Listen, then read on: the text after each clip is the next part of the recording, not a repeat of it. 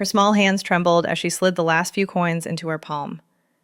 The sound of metal against metal echoed in the quiet, carrying the weight of choice, clean clothes or food for the week. Before we dive into the story, tell us where you're watching from. She stood in the dim glow of the abandoned laundromat, readying herself for another long evening. Then it came, a low whimper rising from the farthest corner, sharper than the rattling of old machines. What she discovered there would alter the course of her own life, and the wounded creatures as well. But before that sound, there was the laundry itself, piled high, worn thin, and holding its own stories. The fluorescent light flickered once, then steadied, throwing cold shadows across the room. She laid her brother's jeans flat on the table, her small fingers tracing the knees that had been patched so often the seams felt stiff with layer upon layer of fabric. Next came her mother's blouse, the collar already thinning from years of wear but pressed smooth, as if that small act could hold it together a little longer. She checked her pocket again. 3 quarters, 2 dimes, a nickel. The coins rattled like teeth in a jar before she slid them into the slot and listened as the machine swallowed them with dull clunks. The sound filled the silence, sharp enough to tug at an emptiness in her gut. Through the smeared front window, a different picture unfolded. A family loading their van, arms full of neatly folded shirts and bright towels. They laughed as they wrangled a little boy into his car seat, the kind of laughter that rose effortlessly, untouched by count and calculation. She stared just long enough to feel the distance between their world and her own. Her hands moved automatically. Colors separated into piles, pockets turned inside out, stains treated with a mixture she kept in a reused spray bottle. She worked quickly, shoulders squared, as though efficiency might stretch the load further than the coins could. At 11, she carried herself like someone twice her age. The washer started its uneven shake across the floor. She steadied it with one hand, feeling the tremor move up her arm. Sometimes she imagined its vibrations were coded messages, though today it was just noise, filling an already noisy silence. Nearby, a broken dryer had gathered a small shrine of forgotten things. A mitten too small for any hand she knew, a bright hair tie, a sock with faded cartoon eyes. She lingered on them briefly, not with envy exactly, but with the thought that these were the kinds of pieces people could afford to leave behind. What she did not leave behind were the gestures themselves. Each shirt folded so precisely it could pass for new. Each hem smoothed as though presentation mattered as much as warmth. It was her way of protecting them. Her mother heading to another interview. Her brother sitting among classmates.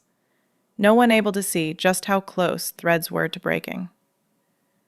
These acts looked small, but inside them was the quiet pressure of survival. The machine clicked, shifted cycles, and began to spin louder. She leaned against the wall and watched water rush out through the drain. For one fleeting moment, she let herself imagine that, along with the dirt, the worry and hunger were being pulled away too. But when the drum slowed, only clean clothes remained.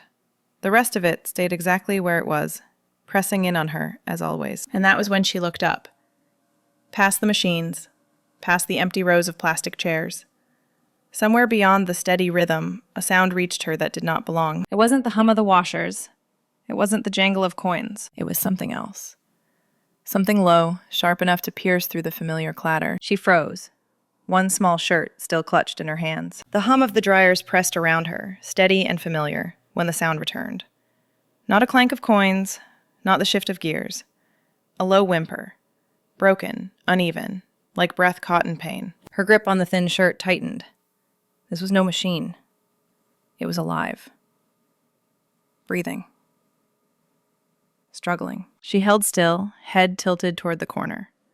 Dust hung in the air and the sharp scent of old concrete tightened in her nose. Between the usual noises, another shallow breath scraped through. The others in her family weren't there to hear it. She was. Her chest felt tight with the pull of 2 choices. Finish the folding, or step closer. The first path meant safety, quiet, no new risks.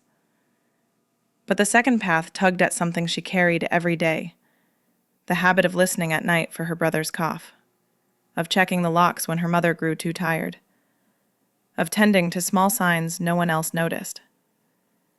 Care was her rule. And rules like that didn't bend easily. So she moved. One soft step. then another. Her sneakers slid soundless over the linoleum. The air cooled as she left the working machines behind, the hum dulling with every step until it sounded far away. The faint breathing remained. Her eyes strained against the darker stretch ahead, the corner where broken dryers crouched like forgotten giants. She imagined it might be a stray cat caught in a trap, or worse, a raccoon snarling with hunger. Trouble hid in shadows like those, and she knew how easily shadows turned cruel. Still, she kept going. The rocket ship shirt hung in her hands as though it could shield her. Thin cotton stretched flat against her fingers. At 10 feet away, she paused. Every nerve told her to stop, to slip back to the safer hum. Instead, she leaned forward, as if her body already knew what her mind was still deciding. Another whimper rolled over the silence, sharper this time. It clawed right through her indecision. Whatever was hidden there was in pain. She felt her shoulders square. Fear didn't vanish, it stretched beneath her skin, but there was something steadier underneath it, something born from years of being the one who noticed things. She had always been the watcher in her family, the one who saw the rip in a shirt before it split, the cough before the fever, the silence before her mother's tired sighs. She couldn't unhear this sound. One more step carried her to the edge of light. Dust curled under her nose and her throat dry as the chill deepened. There, between shadows, she began to see the outline of a shape pressed against the far wall. Large, curled tight, shifting faintly with uneven breaths. Her palms went clammy, clutching the shirt as though contact with the cloth might keep her steady. She listened again, straining past the drone of machines. The ragged inhale returned, followed by a low tremor of sound that raised small hairs along her arms. Whatever it was watching her too. Her breath slowed against the weight of the moment. She thought of her brother, asleep back home, and how leaning in to hear his chest rise and fall always steadied her.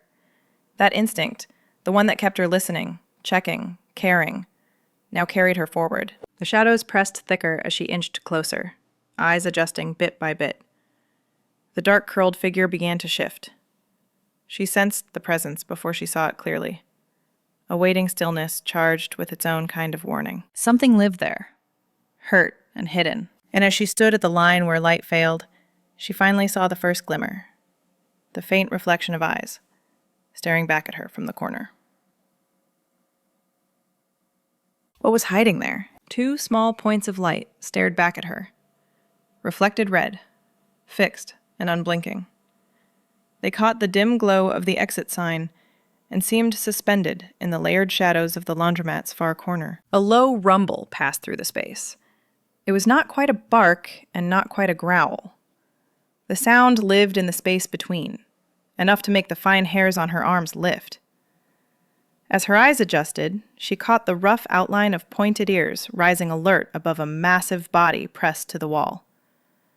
Strength coiled there, all muscle and tension, though the shape stayed low and still. She edged 1 foot forward, the head lowered in answer. The rumble deepened, clearer this time, a warning. But then she heard it, the uneven rhythm in each breath. A hitch, a wince carried through air. When the figure shifted again, she saw one leg held awkwardly close, not bearing weight at all. Fear spoke loud in the growl, but hurt was written in the body. Pain often hides beneath warning tones. When you get close enough, anger can simply mean fear made visible. Her hands trembled, yet she didn't step back. She knew the mask of toughness when the inside felt small and shaking. She knew the way you acted strong to hide how badly you hoped for help. She slowly turned her pockets out, nothing but lint and a single coin falling against her palm. She lifted her hands, palms open, a clear gesture that said she carried no threat. The eyes followed this movement, ears twitching forward, then flattening back. The rumble didn't stop, but it no longer sharpened. Closer now, she saw what had been hidden under dust and matted hair. Along the animal's side, fur clumped dark where something had torn through the skin. The front paws crossed tight, protective and weary at once. And there, beneath grime and debris, flashed a strip of fabric. Its reflective bands answered the emergency lamp with a faded gleam. Not just a collar, a vest, the kind police dogs wear. She drew in a breath, steady, careful. Her heart hammered, but she kept to his rhythm, inhaling when he did, letting out when he did. until her body matched his broken pattern. In her hands, the little rocket ship shirt lay damp from her grip. The dog's eyes flicked to that crumpled cloth, then back to her. The sound in his throat eased, falling quiet, though he held himself stiff and ready. In that breathless space, something shifted. She wasn't standing before a dangerous animal anymore, not entirely. She was standing before another wounded soul, waiting for the next move. Maybe courage wasn't about being without fear at all. Maybe it was about choosing to care anyway, especially when care carried its own risk. The lights hummed above, the machines droned their endless wash, and still the two of them held the silence, neither sure what the other would do next. Her shoulders eased an inch, her breath leveled out, and her eyes softened, as though to ask permission for the next step. Because now, the question was no longer whether she would approach. It was how she would speak, without words at all. She lowered herself slowly, bending her knees until she was crouched low to the ground. Her small frame folded inward, making herself less of a presence in the dim room. Her gaze stayed on the dog, not locking into his eyes, but resting just below, on the steady rise and fall of his chest. She held her body still, her breath careful and measured. The dog answered with sound. His growl deepened, a low vibration that carried the threat his body already displayed. Muscles shifted beneath dirt-caked fur, springs coiled and ready. His shoulders, his jaw, every line of him spoke of restraint barely held tight. He was built to respond, to act first. And in the broken corner of a laundromat, his instinct was to guard and defend. Her next move was not force, but voice. She began to hum, a sound without words, simple and round, born from the same tune her mother made when bills pressed on the kitchen counter, or the car coughed itself silent by the roadside. It was a lull built not for melody but for steadiness, just a rise and a fall. A held note long enough to soften sharp air. The dog stiffened at first, ears angled in confusion. The growl slowed, then thinned. The sound carried a message more direct than language. Her hum said something he could understand. You are safe here. His body shifted in pieces. Shoulders loosened an inch. The sound at his throat quieted, fading to a faint rumble, then silence. His head tilted, listening, eyes fixed on this strange vibration spilling across the concrete between them. Only then did she see the injury clearly. His shoulder was torn. Fur clotted dark around the wound. The leg pressed close to his body, refusing motion. It was raw and untreated, pain etched plain in the way he balanced himself unevenly against the wall. If he moved too much, it might worsen. If no one acted, he would not heal. Still, she kept the hum alive, letting it fill the space in soft waves. Her palms rested open on her knees, upward, empty, waiting. The warmth of her voice wasn't large, but it carried enough to touch the cold air between them. She held it steady until the rhythm of her breathing lined up with the rhythm of his. The change came almost suddenly. His shoulders sank toward the floor, then his head lowered. Finally, he drew in a sharp breath and let it go, as though he'd been holding it for 2 days straight. The sigh rattled through him, long and heavy, carrying both fatigue and surrender. His massive frame seemed smaller as he pressed down into the cracked tiles, less a weapon, more a creature, weary from holding itself too tight for too long. What she had offered was not command, not coaxing, not trick. It was compassion, spoken in the only way it could reach across such distance, through tone, stillness, and patience. And it had been heard. She stayed crouched, keeping the moment unbroken, watching the shift in him with quiet relief and steady awe. But understanding through sound could only carry them so far. For trust to deepen, something more would be needed, something steadier and far riskier. And that next step began not with her voice, but with her hand. Slowly, she extended her right hand, palm open and angled slightly downward. Her fingers stayed loose, quiet in the space between them. She didn't push forward, didn't pull back, just held it there, offered. The distance was close enough for him to catch her scent, still far enough for both to feel a measure of safety. His lip twitched. Teeth flashed white before disappearing again. A low vibration rolled through his chest. But he didn't lunge, didn't retreat. His gaze fixed sharpened and unbroken on her hand, as though measuring every tiny shift. Her arm trembled from the strain of holding it steady, but she didn't waver. The humming was gone now. What filled the room was only the faint rattle of dryers in the distance and the heavy pull of the dog's uneven breath. She kept her posture soft, her eyes calm, her shoulders lowered. Trust couldn't be grabbed. It had to be left to arrive. The moment stretched. 1 minute blurred into the next. Fluorescent lights flickered once overhead, scattering shadows that danced over cracked tiles. A set of headlights swept briefly through the front window, painting thin beams across the air before vanishing again. His ears twitched at the outside noise, but his eyes never moved from her hand. They held a balance of caution and longing, like someone peering out from a locked door. Then it came. The faintest touch. A cold nose brushed her fingertips, so light she almost doubted it had happened at all. The contact was gone instantly, pulled back as if the simple act might burn. Still, she didn't move. Her hand stayed where it was, steady as stone, her breath anchored. She let the space stay open, letting him test it again if he chose. Her chest swelled. That brief contact felt like proof.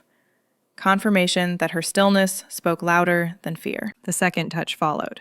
This time, his nose pressed more firmly into her fingers, colder, more insistent.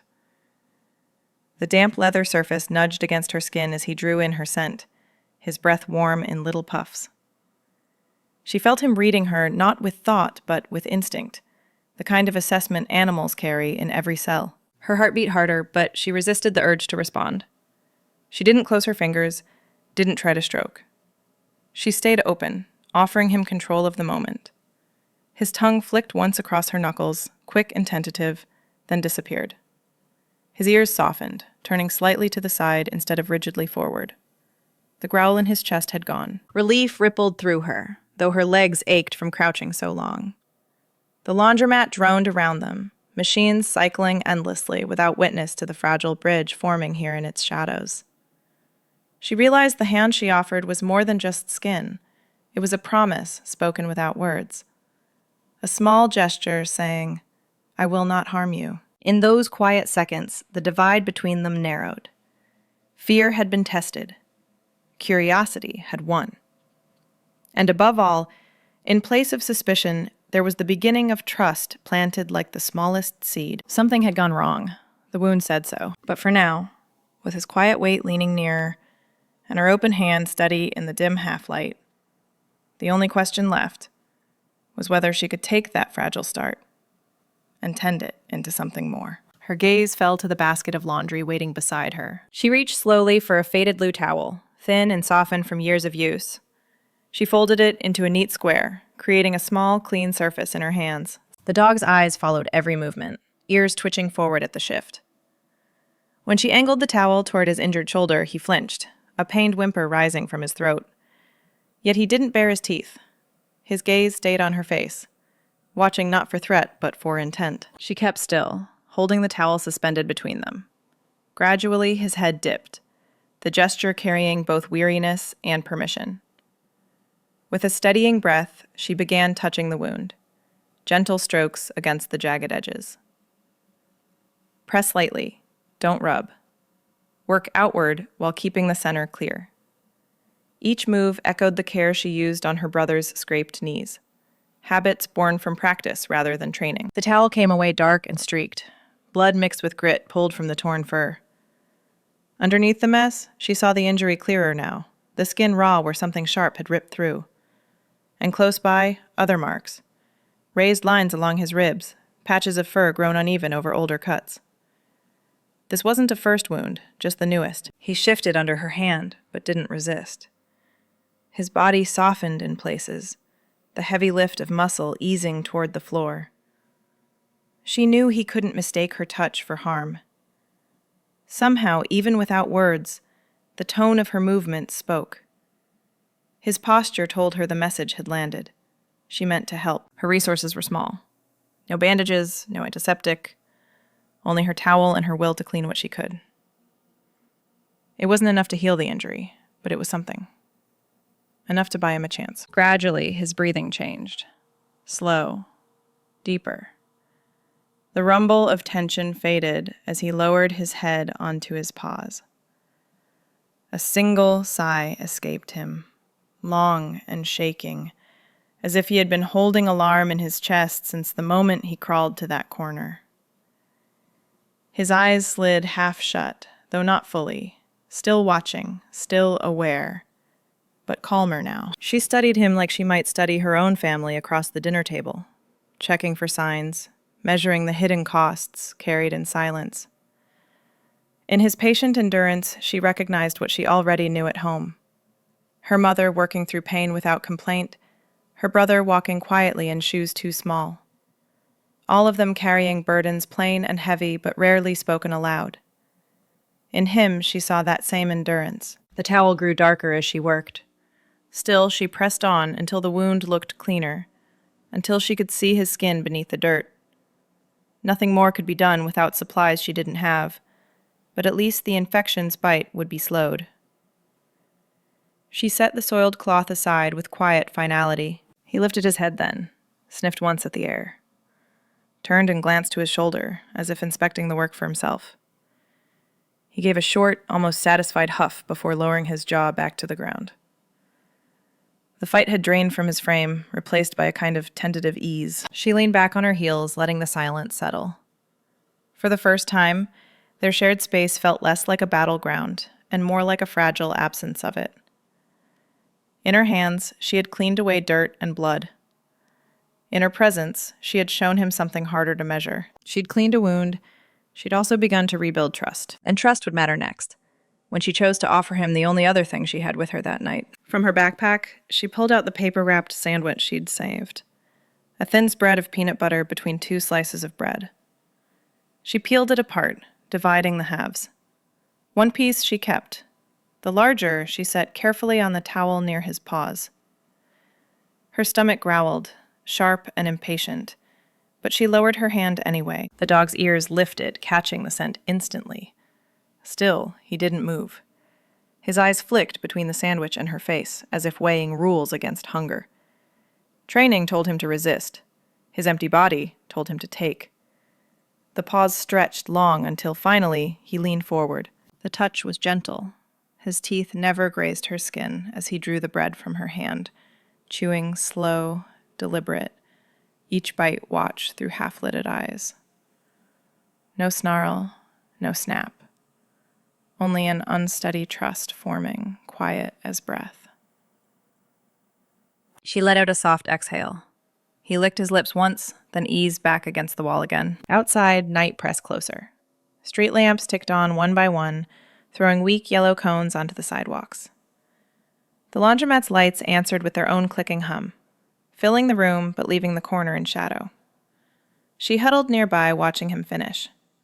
Her legs curled to her chest, the chill seeping into her knees. The silence wasn't heavy now. Tentatively, she filled it. Her words were hushed, meant more for herself than the room. She told him about her brother's coughing fits, the ones that rattled the whole house awake. She whispered about her mother counting bills with shaking fingers. She named the math test waiting untouched on her desk and how exhaustion left her too foggy to study. These weren't things she admitted elsewhere. At school, she kept quiet, careful with her words. At home, she swallowed them, so her mother wouldn't carry more weight than she already did. But here, in this dim corner, the words slipped loose. He listened, his head tilted, ears angling to her voice. Each sound seemed to land. He didn't interrupt, didn't scold, didn't remind her she was too young to fret about such things. He listened as though her voice filled a place he already knew, and in the stillness after, her chest felt looser. Breathing came easier, shoulders lighter, as if saying the things aloud unclenched a knot she didn't know she'd been holding. Then the world shifted back. A beam of light cut across the smudged front window. Heavy footsteps scraped against the sidewalk. The night security guard's flashlight swept once, spilling a quick glare past the glass. The reaction was immediate. The dog rose, steady despite his limp, and angled himself in front of her body. Not threatening, protecting. His frame blocked her from sight with practiced precision. His ears stood high, jaw set, chest lifted between her and the beam. It happened so fluidly it startled her. A change from companion to guardian in a heartbeat. The training ran deep. Years of pattern and command pressed so firmly into him that even hurt and hunger couldn't erase it. Some part of him still knew what it meant to defend. She froze behind his weight, small in the circle of his careful stance. The guard passed, his light sliding away into the dark. Footsteps faded. The dog's posture eased, little by little, until he sagged back down at her side. Neither of them moved for a long breath. Both knew what had just shifted. No bargain had been spoken. No promise said aloud. But in the dim corner of that laundromat, two silent survivors found ground together. They would watch out for each other, and soon someone else would arrive at the door to test just how strong that fragile agreement had become. The police cruiser rolled into the parking lot, dark and unmarked by sirens. The officer stepped out, scanning the glass front of the laundromat. Then the door clicked open, his hand lowered near his belt, more from habit than threat. Inside, the girl fell silent mid-sentence, her voice cutting off as if someone had pulled the cord on a light. Her shoulders stiffened, spine straight, eyes flicking toward the exit as though calculating distance. Running crossed her mind first. Staying meant risk. But then she turned toward the dog, and the thought vanished. Protecting him came first. The dog felt the shift, too. His ears pricked forward, body sharp with attention. But his tail moved once, uncertain, caught between memory and hesitation. He stepped closer to the girl's side, angled slightly in front, placing her within the line of his guard. Then came a single word. The officer spoke the dog's name, low, steady, carrying both relief and command. It landed like a signal fired across a canyon. The reply was a sound too raw to be ordinary. A choked whimper, half broken, caught between recognition and ache. It carried more weight than a bark, more truth than a cry. The sound filled the laundromat like something cracking open inside him. Beat. Her body moved before thought. She stepped forward, arms spreading in a thin barrier. She planted herself squarely between the officer and the dog, her stance small, but unshaken. "He's hurt," she said, her voice cutting through the humming fluorescence. "Don't scare him." The officer stopped. His shoulders eased at the edges, his boots rooted to the tile. He took in everything at once. The towel stained dark, the smear of peanut butter crumbs, the dog resting close at her side. He noticed her arms still lifted, her stance trembling but steady, her clothes worn but careful. Most of all, he noticed how the animal leaned toward her rather than away. He let out a breath through his nose. His hand shifted off the belt. His body lowered in a single, careful motion until he was crouched, his eyes almost level with hers. Smaller now. Less force, more presence. The girl's breath rattled once in her chest. Her fingers twitched against her sides, but she stayed in place. Her hesitation sat mostly in her eyes that flicked from the man to the dog, ready to choose in a heartbeat if either moved wrong. The officer searched her face, measured his tone, and spoke again. "What's your name?" he asked quietly. She swallowed hard. Her lips parted, closed. The weight of caution pressed heavy on the single word. "Emily," she whispered at last, nearly more air than voice. At once, the dog nosed her hand in a gesture too deliberate to mistake. Then he lifted his head toward the officer, ears angled flat, as if insisting she be understood. His companion, now as much as he had ever been theirs. The officer's jaw shifted. The guarded set of his mouth fell away. His eyes softened from the cool glance of routine to something else, more human, less distant. What he saw wasn't just an injured partner in uniform or a child out of place in a laundromat at night. He saw what had built in the hours before, a bond born in quiet acts of courage and care. He said nothing more just yet, staying in his crouch, letting the silence hold all three of them in it. And from that moment on, what mattered wasn't the badge on his chest or the vest on the dog. What mattered was what he chose to see in front of him. The officer remained in his crouch, eyes steady with the girl's instead of looking past or down at her. His hands stayed loose at his sides. He didn't reach for the dog, didn't call out commands. His focus was on Emily, the slight frame standing between them, holding her ground with more courage than size would suggest. "Can you tell me what happened, Emily?" His voice was even, soft, not a demand but an invitation. "How did you find him?" Her first words came clipped and deliberate, every sentence weighed before spoken. She told him about the strange whimper in the corner, how she had approached step by cautious step, how she had waited long enough for the dog to choose her hand before making any move of her own. With each detail, her voice grew steadier. She spoke of cleaning his wound with her towel, of breaking her sandwich in half, of humming when fear pressed heavy between them. None of it sounded rehearsed. It sounded lived. He listened without cutting in. Now and then, his eyes shifted to the dog, watching how the animal held close to her leg, a protective line still drawn, even in the handler's presence. That was telling. Not food alone. Bond. Not accident. Trust. The kind that couldn't be faked. He knew how to watch for truth, how hands moved, not how stories sounded, and hers gave her away. Her fingers described circles in the air when she explained how she cleaned the wound. Small palms opened when she described offering food. Her gestures were careful echoes of what she'd actually done. Details caught his eye. The towel stained dark, but folded neatly beside her. The backpack partly unzipped from where she'd fished out the sandwich. The calm way she kept one hand hovered close to the dog's shoulder, not holding, just resting near, like an anchor. When he asked about her family, his tone stayed light. He didn't mention troubles or assumptions. He simply asked. She spoke of laundry, of watching her brother, of picking up pieces when her mother came home drained from work. The words gave a picture not of complaint, but of habit. Responsibility worn in like second skin. As she spoke, the dog shifted again, turning his head just enough to nudge the officer's hand before pressing closer against Emily's leg. It created a link, silent but sure. Handler, child, and dog. One line of connection in a room that moments ago had been nothing but suspicion. What stood out to him wasn't polished answers. It was how she carried herself through fear. Her quiet patience with an injured animal. The care in her cleaning. The calm rhythm of her voice when she hummed. The protective instinct that made her stand in front of him only minutes earlier. Behind those small choices lay something deeper. She could bend without breaking. Offer without being asked. Hold dignity in a setting that stripped much of it away. Skills impossible to teach in drills or programs. They grew from necessity, from watching closely, from stepping up because no one else would. The officer felt it press in on him. The certainty that what he chose to do next mattered. Not procedure, not checklists.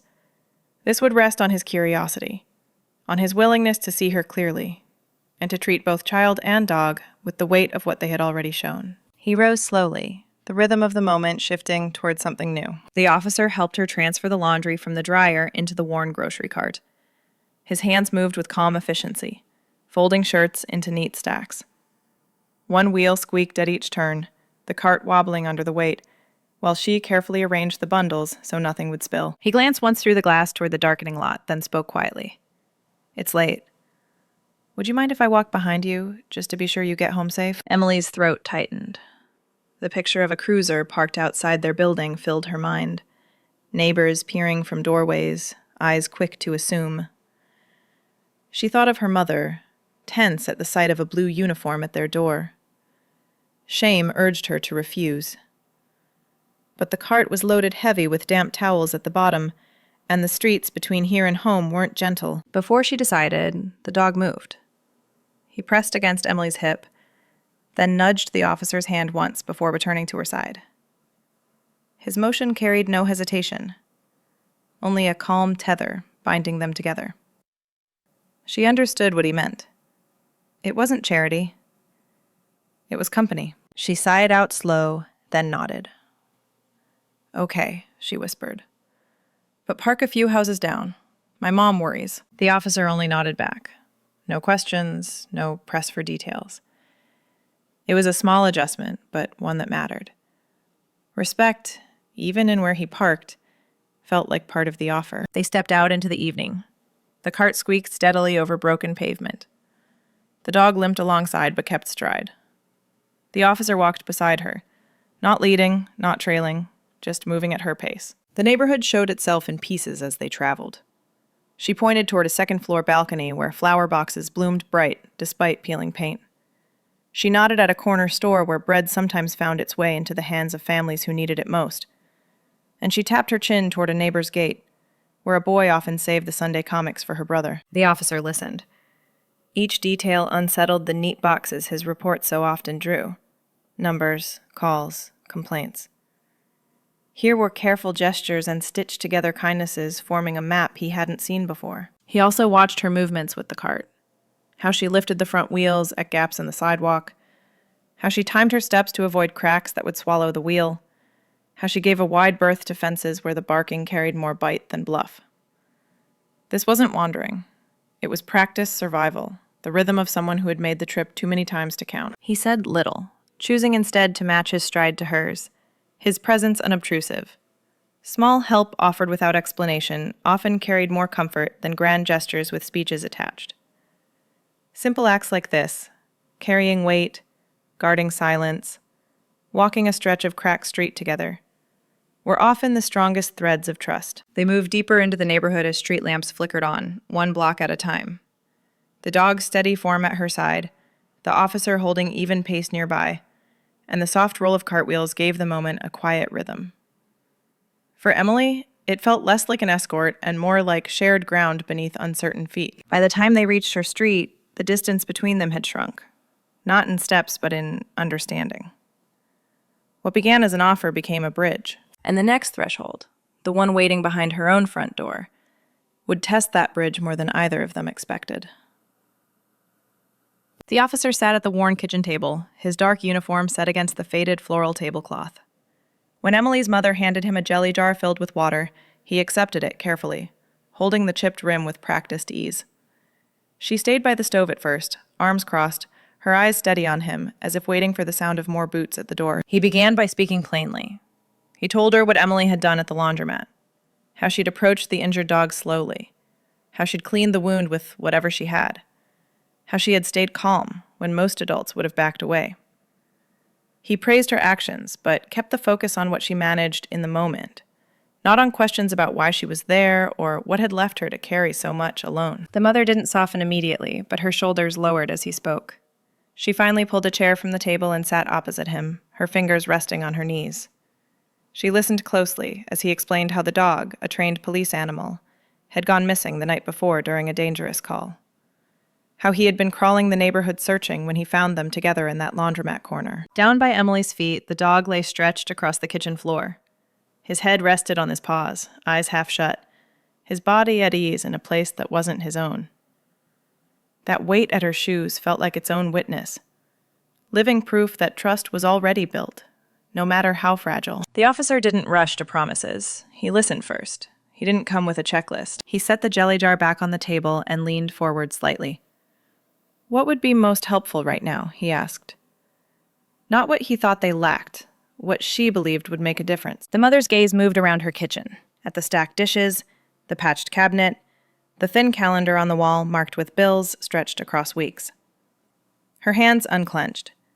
She spoke quietly, her voice plain and unpolished. The bus doesn't always run on time. Makes interviews hard to keep. Childcare takes everything before I can even bring money home. Jobs want experience, but you can't get experience if no one hires you. And missing even one shift knocks everything off balance. Her words hung short, lines told without embellishment. Burdens measured in minutes and fares, not in broad ideas. The officer listened until her words trailed into stillness. His eyes moved briefly to the refrigerator, at family photos held up by mismatched magnets. An older picture of Emily on a bicycle, too small now. Birthday snapshots at parks long closed. He saw a fuller frame of their life, not just the strain sitting at this table. He nodded once before speaking again. His response wasn't a lecture. It was specific, grounded. He told her about a childcare program tied to the precinct, one that flexed hours for parents working shifts. He described openings in the station's office, clerical roles that offered training instead of demanding a long resume. He mentioned a neighborhood transport voucher program for workers starting new jobs. And, carefully, he added one more piece. I can make introductions for you. Not just numbers on paper. I'll walk you in, so you're not standing alone. The word sat heavier than a promise of aid could. Not guarantees, not handouts, connection. A door opened through presence. Emily's mother sat a little straighter. Her fingers adjusted the corner of her apron, small motions for something larger stirring inside her. Speaking aloud, the barriers had softened them. Naming resources gave them shape. She was still tired, still wary, but now her voice carried steadier when she answered his quiet questions about skills she hadn't touched in years. The dog exhaled hard at her feet, a deep, settled sigh that filled the silence like punctuation. In his stillness, the room itself seemed to confirm what had shifted, tension giving way to fragile trust. By the time the officer finished, it was less about problems named and more about a path opening. Practical, real, and walkable. He didn't press further, only gave space for the quiet to settle, as though waiting was its own kind of respect. And what followed, when he finally spoke again, turned the evening from listening into something else entirely. A small invitation, offered at the same kitchen table, that pointed toward the next place Emily's steady courage might carry her. The officer asked if Emily might like to visit the canine training facility the following Saturday. For a split second, her face lit with clear excitement, only to dim again as the obstacles tumbled out. The buses barely ran on weekends, her brother needed help with his morning treatments, and leaving early often meant leaving her mother short-handed. The officer leaned back, listening without interruption. Then his solutions came plain and direct. He would drive her himself, no bus transfers required. He would arrange a community officer trained in basic first aid to stay with her brother during the hours she was gone. Just like that, the barriers that felt immovable began to loosen. She agreed quietly, the hesitation still in her voice, but softened by the fact that he had met her worries with answers rather than pressure. At the facility, Emily's eyes widened as she walked past kennels filled with shepherds and Belgian Malinois, some resting in calm watchfulness, others bursting with puppy energy. She stood beside the officer as handlers ran obstacles and drills. Some dogs leapt eagerly through tunnels and bounded over low walls. Others hesitated, anxious at the unknown. Trainers coaxed, encouraged, sometimes struggled. Emily stood rooted, taking in every detail without needing explanation. One handler worked with a 6-month-old shepherd, terrified of a training tunnel. The pup backed away again and again, tail clamped tight, paws sliding over concrete in protest. The trainer tried treats, then gentle nudges, even firm steps forward, but nothing shifted the pup's stubborn fear. The air grew tense as patience thinned. That was when Emily moved. She didn't ask or announce herself. She just crouched a short distance from the tunnel, folding herself small, her gaze fixed on the floor instead of the dog's face. Her breathing slowed purposefully, her shoulders loose, her posture still. The pup stopped pacing. His panting eased until it matched her calm rhythm. His tail edged out from its clamp, wagging faintly at the tip. Step by step, he inched forward. When his nose reached her hand, he didn't lick or nip. He pressed his body into her leg and stayed there, anchored in her calm, quiet presence. The handlers nearby fell silent. The head trainer crossed his arms, watching with a sharpened eye. He noticed how her posture carried no demand, no push. He saw the way she kept her eyes averted to avoid pressure, her body steady, sending only patience. He shook his head slightly in surprise. None of his team had thought of that approach. When he asked afterward how she knew what to do, her explanation stopped him.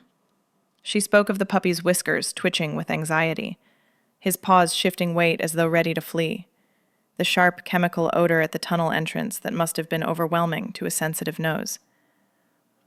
She explained it simply, in straight lines, without theory or jargon. What sounded obvious in her mouth had been overlooked by professionals standing only feet away. Her language was plain, but her understanding reached clear and deep. She described fear not as disobedience, but as protection. She said trust was not taken, but built, slow, with small proofs that safety would hold. The officer, standing back, could see the change in her whole presence. The wariness that trailed her in classrooms and crowded buses was gone. In this place, she moved as though she already belonged, responding to each animal not with effort, but with ease. Her gift didn't ask to be noticed. It revealed itself in the calm she carried into every interaction. By the end of the day, the trainers exchanged quiet looks. They didn't need to explain what they had seen. In her patient crouch beside a frightened pup, Emily had shown a fluency that couldn't be taught in drills or textbooks. In this setting, her quiet competence became undeniable. The people trained to notice talent were seeing it with their own eyes. And what started as a single chance visit would soon reach further, touching not just Emily, but her family's future as well. The officer mentioned a civilian position opening at the department, data entry, with flexible hours and training included. Emily's mother filled out the application the next morning, her handwriting steady but slowed by care. At first, obstacles crowded in. The buses didn't reach the station before her shift started. After-school care for her son would cost nearly as much as she could earn. It seemed like the chance might vanish before it could even begin. But people stepped in. A detective who lived nearby offered her a morning ride. The outreach office arranged for her son to spend his afternoons at the youth program, where staff could cover the hours until she returned. The scheduling office adjusted her start time so bus routes actually matched. None of it was written down as policy. It came from people making deliberate choices to smooth sharp edges she couldn't file down on her own. Connections mattered here. People stepped in with specific help. Meanwhile, Emily began spending 3 afternoons a week with the canine unit. She helped steady restless puppies, sat quietly in kennels so nervous dogs would relax, and joined handlers during drills, absorbing lessons with few words. Mentors noticed how she seemed to see stress before it showed, adjusting her posture or tone in ways few adults even thought to try. She wasn't just following directions. She shaped each moment to meet the dog in front of her. Those small observations began collecting attention. At home, the rhythm changed. Regular paychecks meant groceries came in full rather than piecemeal, and meals no longer depended on unpredictable gaps. A consistent schedule meant evenings followed a pattern. Homework at the table, lights on in time for dinner, children asleep before midnight. Those 2 shifts, steady income and predictable hours, set the family on firmer ground. The change showed in simple things. The apartment warmed when bills were paid on time, no longer chilled by late notices. The dinner table filled with fresh food that didn't run out before week's end. Emily's mother carried herself differently. Her shoulders a little easier, her voice not wrapped so tightly around every phrase. The dog and his handler began visiting once a week. His leg had healed, though it still stiffened when the air turned cold. Each time he arrived, he went straight to Emily, pressing his head into her side with eager whimpers. His visits carried more than memory. They anchored the reminder of what careful choices and quiet courage had already started. As weeks turned to months, the ripple widened. The mother's role in administration led to cross-training in records, opening skills she hadn't listed before. Emily's quiet work in the kennels earned attention not just from handlers, but from animal control officers, who saw in her a calm steadiness that couldn't be taught by manuals. Even neighbors began noticing opportunities extended toward them through small introductions, the chain effect spreading one relationship at a time. The family's progress wasn't sudden, but built steadily, one gain stacked onto another, until the structure felt solid. They still rolled their cart down to the laundromat each week, but the sound of tumbling machines was different now. The girl no longer counted coins with clenched fists. The clatter of quarters didn't echo as hunger. The corner where fear once crouched in shadow had become only a reminder of how far things could move when care was met with response. And slowly, as routine settled into their days, those quiet shifts began to show themselves in ways that anyone passing by could see. New shoes waited by the door, their soles still spotless, laces lined into neat loops. In the fridge, rows of bright produce filled the drawer, carrots with sprigs intact, apples polished by a sleeve. At the dinner table, forks clinked against plates, interrupted by bursts of laughter that carried easily across the room. These weren't single strokes. Together they painted a new rhythm of daily life. The old fears hadn't vanished. They coexisted with steadier ground. Emily's mother still checked her balance often, but now she did so to plan, not to fight back panic. Emily still counted out quarters at the laundromat, but the clatter no longer pressed her into impossible choices. Worry showed up less, staying shorter when it did, because they could meet it with something real. Emily began to walk differently. Her shoulders lifted, her pace unhurried, no longer shadowed by the instinct to shrink. She started raising her hand in class, her answers clear instead of guarded. At her desk, she could work through math problems without drifting to thoughts of empty belly or looming utility bills. Teachers marked the change in simple notes. Once withdrawn, now engaged. With steady meals and sleep, she could focus at school. Her teachers noticed the difference. The changes weren't loud, but they carried into every corner of her days, turning learning into something she could welcome. At work, her mother found her own footing again. Steady income meant less strain, but what mattered just as much was the community that grew around her. Fellow staff willing to cover a shift, supervisors who trusted her word. She was no longer surviving 1 week at a time. She belonged to something steady. The laundromat remained part of life. The machine still rattled and socks still vanished in corners. Yet the room carried new memory. That dark corner where Emily had once crouched, heart pounding, now recalled a moment when fear bent toward care. The coins in her palm no longer felt like sacrifice. They were simply part of ordinary routine. Families folding clothes around her no longer looked like reminders of what she lacked. They looked like people carrying their own quiet weights. The officer visited often, though now as friend, not figure of authority. His car parked without drawing the wary glances it once had. Sometimes he brought notices about new programs pinned to department boards. Sometimes he stayed for coffee. Sometimes he arrived with the dog, who always nosed at Emily first, eager with familiarity that hadn't dimmed.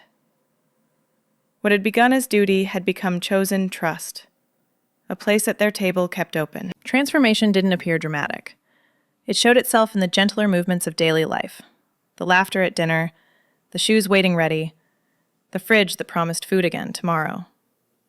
It grew in the softening of a mother's voice when she spoke about work, in the lifted shoulders of a girl walking to school, in a family who still faced struggle, but now did so together, not alone. The same week when Emily once hunched in a laundromat corner counting thin coins, she now counted something else. How many questions to answer in class, or whether her shoes would stay clean until Friday. The balance had shifted. Small gains stacked steady, until they built space wide enough for new worries, ordinary worries. That was the visible change. Yet beneath it, deeper shifts had already begun, reaching beyond the family's table, beyond their block, reaching into the lives they touched next. And just as the girl's quiet courage shaped her family, it was already shaping the partner who had limped out of shadows that night, the dog whose return would carry its own kind of healing. The dog's return to duty revealed quiet changes no one had expected. He still moved with strength and readiness, but something in his rhythm shifted. Where he once responded with clipped, almost automatic precision, he now paused, even for just a brief beat, as if weighing his next step. He searched corners with patience instead of charge. He distinguished between a raised voice of fear and one of real threat. His handler, at first uneasy, watched closely for signs of weakness. What he saw was not weakness. It was refinement. The dog's signals became sharper, yet calmer. He no longer lunged at every sudden sound. He leaned into subtle cues, reading intent before reacting. His protective instinct hadn't dimmed, it had learned focus. Work that once carried an edge of brittle intensity now carried a sense of measured judgment. The trauma had not broken him, it had reshaped him. Those who worked beside him began to notice too. During building searches, he moved like a shadow, slow, deliberate, alert without aggression. In crowded spaces, he scanned carefully, head tilting at nervous civilians, but without growl or strain. His handler realized the girl's influence lingered. Patience had taken root inside him because of how she'd met his pain, with gentleness, with listening, with care. That remained in his body as surely as training commands. Her presence altered his work in another way, too. They began appearing together at schools during outreach visits. Instead of stern demonstrations of force, children saw a dog approach calmly, then lower his head while a girl their own age rested her hand on his neck. A line of students waited their turn, the handler guiding each gesture, the officer standing close. But it was her steady crouch beside him that made the difference. Children who once shrank back leaned forward, easing past fear into curiosity. One scene stood out most. A boy lingered at the edge, nervous, unwilling to step up even as friends moved ahead. Emily noticed. She bent down, tapping the floor gently once without speaking. The dog followed her cue, lying flat, ears relaxed, eyes half closed. The boy stepped closer then, placed one hesitant palm on the dog's back, and looked up with surprise when nothing bad happened. Only silence, warmth, breath steady beneath his hand. That moment taught more than words could. Change did not flow only one way. The girl's life widened with each visit to the facility. She began sitting with trainers, peppering them with questions she drew from careful observation. She read dog care manuals until corners curled. Her language sharpened. She spoke of posture, of scent, of how dogs protected themselves before they trusted others. It was no longer just kindness. It was growing skill. She healed him. He helped her aim her future. Even the officer shifted. After years spent counting arrests as markers of work, he found himself counting introductions and conversations instead. His time in neighborhoods became less about arrival after trouble and more about showing up before it started. Walking with families, answering questions at community events, arranging programs for children. These became as steady a duty as patrol. He remembered the reason he had stepped into the job in the first place. The laundromat changed too. In the corner, where dust once hid wounds, a small plaque now caught the light. It bore no names, only a date, and the words, "Sometimes rescue works both ways." Shoppers pausing nearby often stopped to read. For those who knew, the story lived under the metal surface. For others, it was simply a reminder that even quiet places can carry hidden weight. What this chapter revealed was not dramatic miracles. It was steady shift healing, lived out in quieter choices. A dog learned patience and became more precise. A girl found a compass for her future. An officer remembered connection. And a community received a story they could repeat to one another. Evidence that care reshapes more than we expect. The changes proved themselves in lived outcomes rather than grand claims. The dog worked with calmer strength. The girl grew more focused and more curious. A family stood on firmer ground. And as time passed, what began as a night in shadow became something carried forward in years to come. Because some connections, once made, do not fade with time. They deepen, shaping the lives that grow from them. What those years revealed comes next. Years later, she stood in her academy uniform, the dark fabric still stiff with newness, shoulders squared with a steadiness that had once seemed impossible. Her hands, no longer the small, trembling ones that fumbled coins in a laundromat, now rested, calm and sure at her sides. The patch on her shoulder wasn't just fabric stitched into cloth. It was proof of the path she had walked, one that began with a simple act of care in the dim light of whirring machines. When she visited, the old German Shepherd struggled to rise, his hips stiff, his muzzle gone gray. Each step toward her cost him effort, yet his tail drummed stubborn rhythm against the floor. Long before her silhouette filled the doorway, he already knew. Ears twitching, nose lifting to catch the scent he had never forgotten. Their eyes met in a silence richer than words. Gratitude in hers, recognition in his. And in both, something that sat deeper than memory. The kind of bond that time cannot thin. A thread pulled taut in shadows years ago, still holding today. She often traced her path back to that night. A child who knelt in fear, offering a half sandwich to a wounded animal. A decision most would have walked away from, small enough to seem forgettable. Yet it had split her life in two directions, the one she might have followed, and the one she did. The compassion that steadied her hand on his wound showed her strength she hadn't known she carried. His willingness to trust, despite pain, gave her the first lesson in what real leadership demands. That exchange unlocked the doors ahead. Not immediately, piece by piece, as each step shaped the next.